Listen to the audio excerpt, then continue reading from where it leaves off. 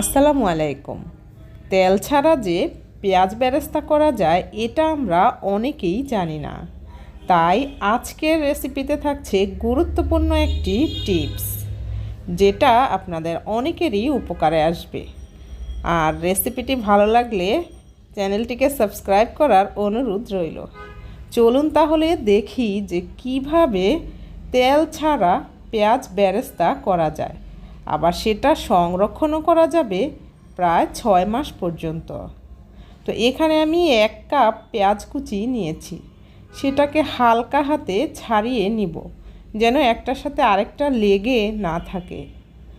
আপনি চাইলে পেঁয়াজের পরিমাণ আরও বেশি বাড়িয়ে নিতে পারেন, কারণ এটা সংরক্ষণ করা যাবে প্রায় 6 মাসের মতো। এবার চুলার আঁচটা একদম মিডিয়াম লোতে রেখে তার উপর একটা লোহার তাওয়া বসিয়ে দিচ্ছি। তাওয়ার উপর আমি একটা কড়াই রেখে দিচ্ছি। এবার এই কড়াইতে পেঁয়াজ কুচিগুলো ছড়িয়ে পাতলা করে দিতে হবে।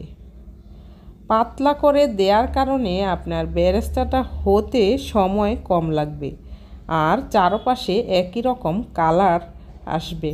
এজন্য পাতলা করে ছড়িয়ে দিতে হবে। তারপর 5 মিনিট পর খুন্তির সাহায্যে উল্টে দিতে হবে। তো এইভাবে অবশ্যই উল্টে পাল্টে তারপর এই বেরেস্তাটা করে নিতে হবে।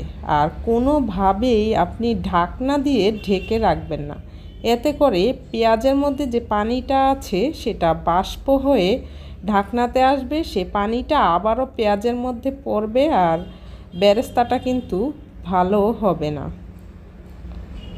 তো এইভাবে আমি বেরেস্তাটা প্রতি 5 থেকে 6 মিনিট পর নেড়ে উল্টে পাল্টে দিতে হবে আর প্রতিবারই ছড়িয়ে নিতে হবে।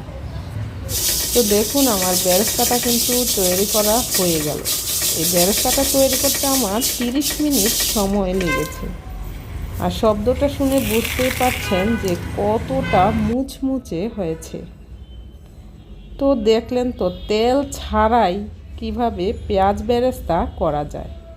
তো আমি যেহেতু অল্প পরিমাণে করেছি, তাই এরকম একটা নুডলসের প্যাকেটের মধ্যে নিয়ে তারপর পিন আপ করে রেখে দিয়েছি। যখন প্রয়োজন হবে তখন ইউজ করব।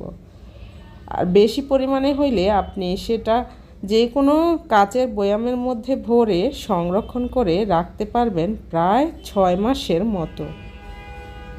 দেখলেন তো কতটা সুন্দর হয়েছে।